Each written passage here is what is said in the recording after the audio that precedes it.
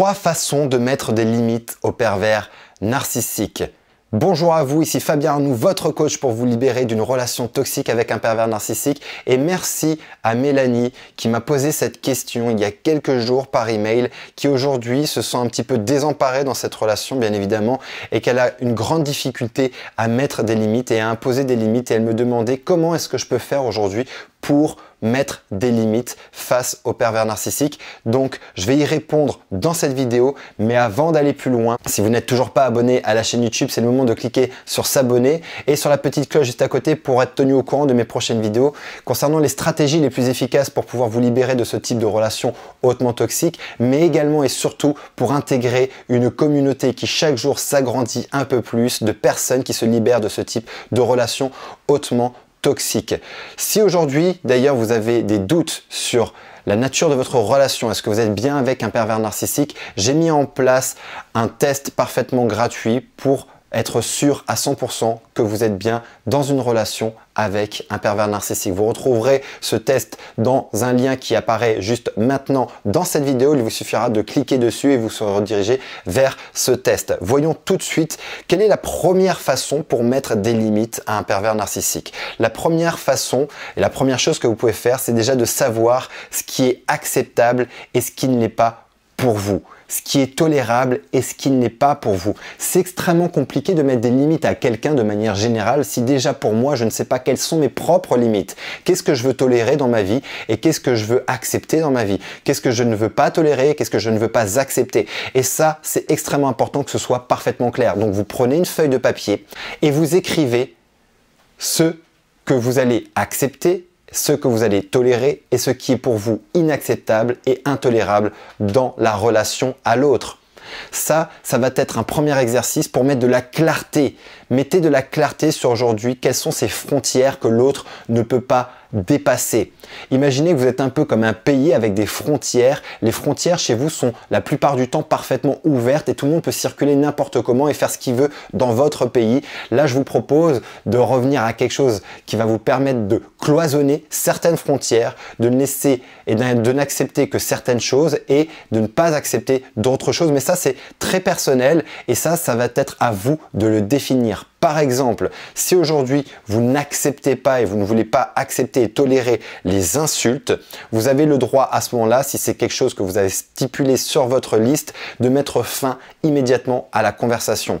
Quand le pervers narcissique commence peut-être à vous insulter ou à vous manquer de respect, vous signalez tout simplement que là, top, tu viens d'aller trop loin, la conversation s'arrête et vous quittez la conversation. Soit vous quittez directement, soit vous partez, mais en tout cas, vous mettez fin à la conversation et vous ne répondez plus au pervers narcissique. Voici une première façon et je crois que vous devez toutes et tous aujourd'hui mettre en place ce système parce que ce système-là va permettre de délimiter tout simplement des frontières.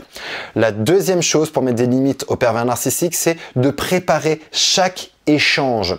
Vous savez aujourd'hui que chaque communication, chaque interaction avec le pervers narcissique est pour la plupart du temps une communication toxique. Le pervers narcissique va toujours chercher à vous manipuler. Il ne peut pas ne pas manipuler. Lorsqu'il est gentil, il manipule. Lorsqu'il est méchant, il manipule. Lorsqu'il est dans le silence radio, il manipule.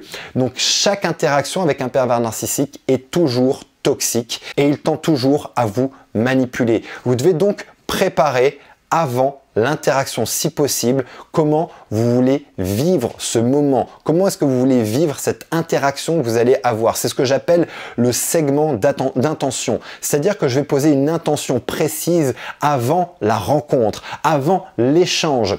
Par exemple, je veux garder mon calme en toutes circonstances, peu importe ce qu'il va dire et ce qu'il va faire, et c'est une décision que je prends déjà en amont pour programmer mon esprit à réagir et à agir déjà d'une certaine façon. Je le conditionne déjà avant pour ne pas me laisser embarquer par tous les leviers émotionnels sur lesquels le pervers narcissique va chercher à appuyer pour me faire réagir.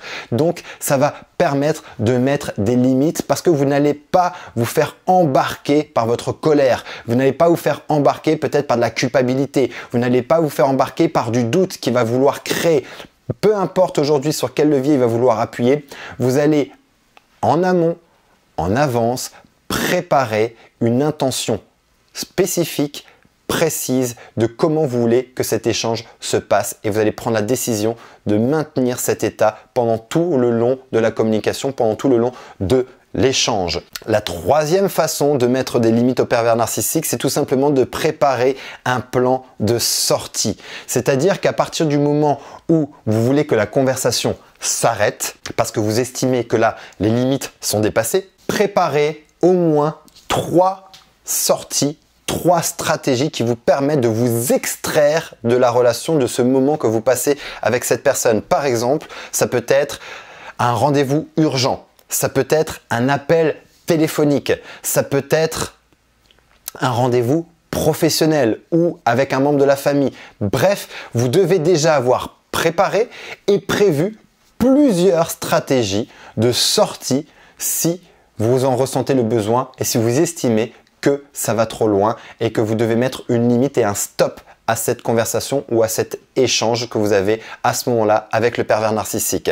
J'espère que cet audio va pouvoir t'aider aujourd'hui à mettre des limites. Tout comme Mélanie, j'espère que cet audio va t'aider. Mettez en pratique vraiment ces stratégies. Ça sert à rien de prendre l'information et de ne pas la pratiquer. Dans ce cas-là, ça n'aura servi absolument à rien. Mettez en pratique, peaufinez, affinez et surtout que ces stratégies-là vont être utiles et vont aujourd'hui vous servir et vous allez rentrer dans la maîtrise de ces outils-là par la répétition et par la pratique. Donc mettez-moi un pouce à cet audio si cet audio vous a aidé. N'hésitez pas à commenter et à mettre d'autres stratégies, d'autres choses que vous connaissez pour mettre des limites au pervers narcissique afin de venir rajouter, rallonger cette liste de stratégies que je vous propose aujourd'hui. Et si aujourd'hui vous avez besoin d'aller plus loin, vous avez besoin d'un accompagnement parce que vous n'arrivez pas seul à faire face à ce type de relation hautement toxique ou à vous sortir, à vous libérer de l'emprise relationnelle, j'ai alloué ces prochains jours quelques créneaux pour vous permettre d'avoir une session de diagnostic au téléphone où on fera le point ensemble sur votre situation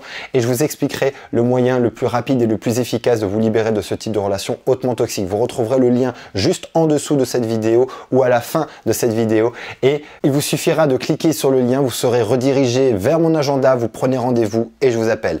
D'ici ma prochaine vidéo, mon prochain audio, rappelez-vous et souvenez-vous, vous méritez d'être aimé et vous méritez d'être heureuse. À très bientôt.